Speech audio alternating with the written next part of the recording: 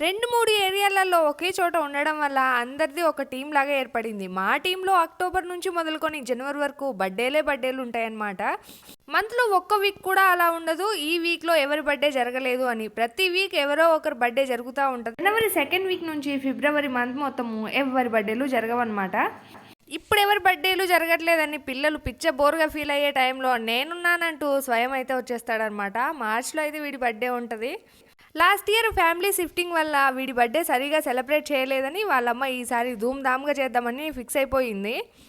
ఎంత మంచిగా సెలబ్రేట్ చేసినా ఏం లాభము, నెక్స్ట్ డేనే మళ్ళీ అడుగుతారు నెక్స్ట్ బర్త్డే ఎలా సెలబ్రేట్ చేస్తారు అని. బర్త్డే సెలబ్రేషన్స్ చూసిన తర్వాత మిగతా పిల్లలందరూ వాళ్ళ పేరెంట్స్ని అయితే కాకపడుతున్నారు. నా బర్త్డే కూడా ఇలాగే చేయాలి, నాకు జంగల్ థీమ్ కేక్ కావాలి అని.